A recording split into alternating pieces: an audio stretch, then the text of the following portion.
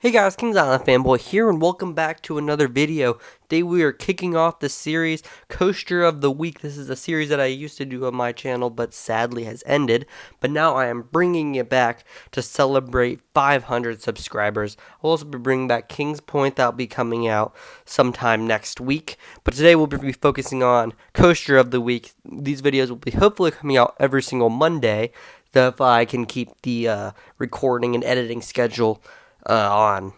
But today's coaster of the week is Storm Chaser at Kentucky Kingdom. This is an RMC hybrid coaster that opened in 2016. It has a height of 100 feet, a speed of 52 miles an hour, a length of 2,744 feet, has 2 inversions, and you have to be 48 inches to ride. So let's get into this ride experience with a POV. So first you roll out of the station here onto the transfer track, nothing really much here, and then you make this kind of weird turn that goes straight and then into another turn on to the right, gives some weird lateral moments, and then of course you enter the incredibly loud RMC lift hill. Every RMC that I've ridden, which is this and Steel Vengeance, has had this incredibly loud lift hill, but it does go kind of fast, and it is only 100 feet, so once you reach the top, there is really nothing there, kind of just a few buildings. But then you come off of that into the pre-drop, where in the back row you get a little bit of airtime, and then down into the barrel drop, nothing like I've experienced before, awesome hang time. Then you go into this first airtime hill, which provides some great floater, into this weird overbank, which kind of gives some weird hang time floater mix. Then you get thrown into this twisted airtime hill, which gives you some awesome ejector, into this other twisted airtime hill, which also gives some ejector, into this little overbank turn, and then to this another airtime hill, which gives some good floater, into this corkscrew, where you can get some good hang time, and then to the best part, the trick track double up. The first part of that trick track double up gives you some crazy eject airtime. Then you go into that double down with some good airtime, then into this helix with that little bank turn, which is a funny feeling, and then you pop flat into the brake run, which gives you some good laterals. So kind of a short ride, but it has action-packed, full of a lot of different elements, and all of these elements provide something fantastic for the ride. Overall, there are a few elements that really stick out about this ride that I really want to focus on. The first one is, of course, that barrel roll drop. This drop is the best drop I have experienced on a coaster to date.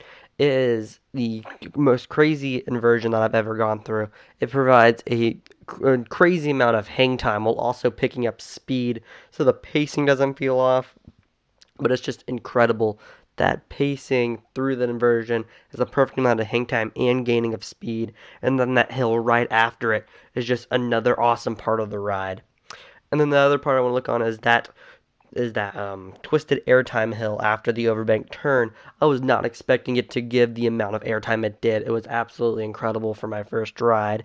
And of course, the best element on the ride is that trick track double up. That burst hill into that into that airtime moment is absolutely insane. You'll get flung out of your seat every single time you ride.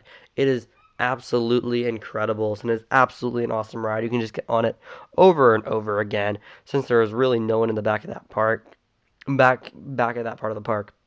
I'd say my only downside about this ride is those 2 overbank turns. I think they could have replaced them with something like an outer bank turn. It would have been a better element there. But overall, the ride is really fantastic. It has great pacing, great airtime, and great inversions. I think this really is just one of the best coasters ever, and you definitely need to get out and ride it. So for my final score, I will give it a 9 out of 10.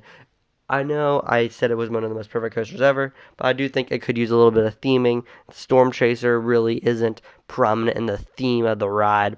I don't know what they could do to make it more prominent. Maybe like a Storm Chaser car, or a soundtrack in the station, or something that could really put the theme that this is about chasing a tornado or a big thunderstorm or something like that.